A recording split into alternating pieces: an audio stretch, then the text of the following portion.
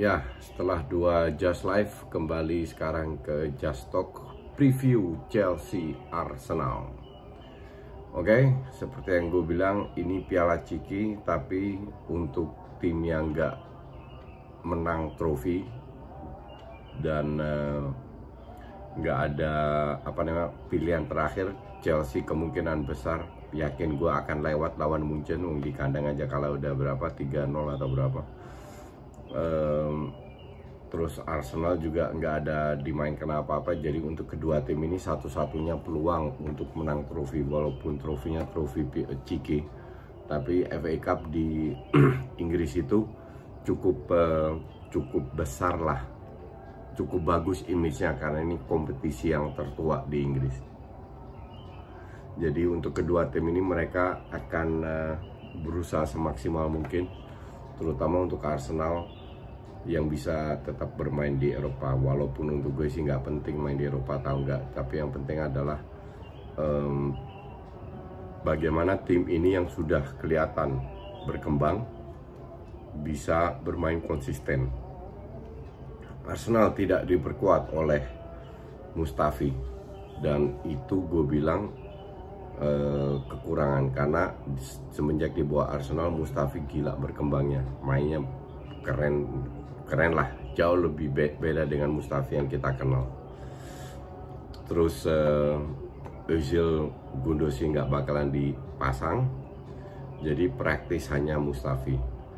Nah, Arsenal itu kalau gue bilang ngelihat gaya bermainnya Chelsea lebih cocok melawannya dengan 3-4-3. Arsenal itu tim yang harus beradaptasi murni karena kualitas pemainnya masih di bawah Chelsea, jadi mereka harus beradaptasi dengan strateginya Chelsea. Kenapa 3-4-3? 3-4-3 itu nggak selalu berjalan. Kita lihat lawan Watford, main 4-3-3, 3-0, dirubah jadi 3-4-3, kebobolan 2, nggak cetak gol lagi. Jadi tidak selalu berjalan. Tapi justru lawan Chelsea, kalau gue bilang 3-4-3 berjalan. Kenapa? Chelsea itu kan selalu main dengan satu striker, Giroud atau Tammy. Oke, kayaknya Giroud main, didukung dengan 2 winger di atas kertas. Jadi Chelsea bisa juga main 3-4-3, bisa juga 4-3-3. Kita nggak tahu, itu Lampard seringkali merubah itu. Tapi wingernya Chelsea itu selalu masuk ke dalam, bukan yang overlapping. Yang overlapping itu justru kalau main 3-4-3, Alonso dan Reece James akhir-akhir ini yang sering dimainkan. Nah, dengan masuk ke dalam ini, kemungkinan besar yang main karena William cedera, Mason Mount sama Pulisic. Oke. Atau Odoi bisa juga di kanan, di kiri Pulisic, karena untuk gue Mason Mount lebih cocok bermain di tengah. Oke. Di luar itu kita bahas Arsenal dulu. Karena mereka wingernya selalu masuk ke dalam dengan skill individu, lebih baik bermain dengan 3-4-3. Nah, siapa yang main? Nggak banyak pilihan juga. Tapi kalau gue boleh milih, gue akan milih David Luiz, Rob Holding, sama Tierney, bukan Kolasinac, di area kiri. Tierney itu kita tahu kalau dia udah di press, dia nggak punya kreativitas untuk ngelewatin lawan. Beda dengan Bukayo Saka. Tapi kalau dia diberikan ruang, dia bisa crossing, dia bisa dia punya speed. Oke. Jadi Arsenal main 3-4-3, Tierney, Luiz dan Holding di kanan. Holding karena kuat dengan bola-bola atas. Bola atas Arsenal itu kan sering kebobolan dengan bola atas. Minimal ada Holding dan David Luiz masih agak mendingan lah. Nah, di tengah 4 orang, gua akan pasang Bukayo Saka, Granit Xhaka dan Ceballos. Di kanan, gue nggak tahu Bellerin sudah bisa main atau enggak. Tapi di kanan, daripada Suarez, gue prefer Maitland-Niles. Maitland-Niles terakhir main bagus banget, dan semenjak berapa kali nggak dipakai, dia ngambek mau cabut, diberi kesempatan di sayap kiri maupun kanan, dia bermain bagus. Oke. Jadi Maitland-Niles di kanan. Nah, di depan Ya, di depan ini agak repot. Laka sama Auba pasti. Nah, di kanan ini Willock atau PP, karena ya kedua pemain ini sebenarnya nggak banget ya. Cuman secara menyerang mungkin PP lebih bagus, tapi secara bertahan Willock lebih bagus. Jadi untuk Arsenal gue sarankan main 3-4-3. Arsenal harus waspadai direct football, dan dengan bermain 4 pemain di tengah, Saka dan Ceballos, harusnya itu bisa ditahan lah lini tengah, harus bisa bersaing lah, minimal bisa bersaing dengan 3-4-3 atau 4-3-3 nya Chelsea. Kalau gue bilang Chelsea lebih cocok bermain dengan 4-3-3, biar wingnya lebih ke depan, 3 ini kan masuk ke dalam, dengan juga 3 pemain tengah ke dalam, biar wingnya sehingga pada saat menyerang mereka ada 5 orang di tengah. Mason Mount di belakang striker, sama Jorginho, Kovacic. Kovacic sebenarnya bukan pilihan yang terbaik, tapi ya masih oke lah. Kiri kanan entah itu Reece James, entah itu Aspi, kecuali kalau mereka bermain 3 orang.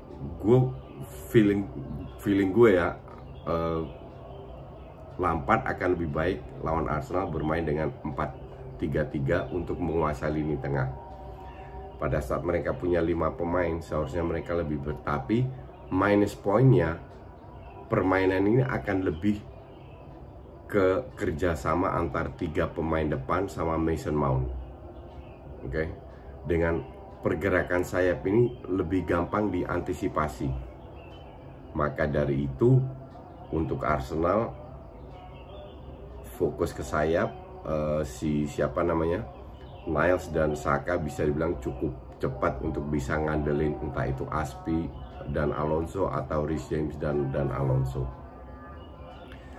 Jadi pada saat menyerang Chelsea punya 2-5-3 di depan. Oke. Nah, sekarang tergantung kembali ke end passing atau kreativitas. Kita lihat berapa kali Chelsea bermain tanpa Pulisic, nyaris nggak masuk. Pulisic masuk lawan siapa itu bisa langsung cetak 2 gol. Lawan Liverpool. Nah, praktis yang punya kreativitas itu Odoi dan Pulisic. Odoi itu jarang dimainin juga. Tammy Abraham so-so, apalagi Mason Mount kan lebih pekerja. Ya. Dan kalau seandainya Pulisic main dengan Odoi main, nah bisa jadi Arsenal akan kesulitan. Di sisi lain, Arsenal punya, kalau seandainya PP, Laka, Auba main, punya space. Space itu salah satu kelemahan Chelsea musim ini, dan kalau gue bilang masih belum teratasi. Karena kita tahu juga kualitas belakangnya Chelsea itu, terutama center backnya, Katroknya minta ampun. Belum ditambah kalau Kepa main. Kalau Caballero gue lebih percaya, tapi kalau Kepa main, waduh, deg-degan nih. Karena dengan pengalamannya Laka dan Auba, mereka nggak butuh banyak peluang. Nah, inilah membuat gue menjadi pertandingan yang menarik, karena kita melihat 2 manajer yang baru. Arteta baru berapa bulan nggak bisa beli pemain, Lampard udah setahun nggak bisa beli pemain. Cuman prestasi Chelsea ini kan ups and down, naik turun. Maka dari itu, dengan bisa masuk ke Champions League, poinnya sama-sama MU, prestasi Lampard ini luar biasa. Dan mereka sadar, maka dari itu mereka datangkan banyak pemain hebat semua, dan akan mendatang lagi selain seandainya Havertz jadi, dan kemungkinan bisa jadi. Sudah ada Werner, Ziyech, Havertz di depan. Masih ada pemain tengah, yakin gue, sama pemain belakang yang dibeli. Bukan back kiri aja, tapi juga center back terutama. Lu yakin dengan Rudiger, Zuma, Christensen, dengan Tomori? Aduh, gue mah stres kalau gue lihat center backnya kayak begitu. Nah, ini bisa dimanfaatkan oleh Arsenal. Tapi sekali lagi, lu kebobolan 3, cetak 4 gol, you still win the game. That's why match ini akan jadi menarik untuk penonton netral juga, melihat dua strategi yang berbeda. Kalau Chelsea bermain dengan 4-3-3 dengan Arsenal 3-4-3, dua strategi yang berbeda, di mana Chelsea lebih mengambil risiko dan itu bisa rentan. Kalau seandainya mereka bermain dengan 3-4-3, ya kembali tergantung kepada form of the day dari pemain. Dua tim ini memiliki pemain yang gak ada satu yang konsisten, nyaris gak ada satu yang konsisten. Jadi tergantung form of the day, pemainnya lagi bagus atau tidak. Kalau lagi katrok, 1-2 pemain jelek aja di kedua tim itu gampang jebol. Nah, ini yang gak bisa diprediksi. Form of the day, formnya pemain seperti apa. Maka dari itu kalau lo tanya gue prediksi apa, gue nggak tahu, nggak ada yang tahu juga. Bohong kalau orang bisa tahu. Karena permainan sepak bola itu tetap berdasarkan manusia yang punya emosi, yang kadang dia bisa main bagus, kadang nggak main bagus. Dan kebetulan di kedua tim ini semua pemain termasuk kipernya bermain tidak konsisten. Mungkin ya termasuk ke kipernya lah. Jadi kita lihat aja, kita nikmati aja match hari Sabtu ini seperti apa. Pasti gue bikin reviewnya. Oke, thanks for watching.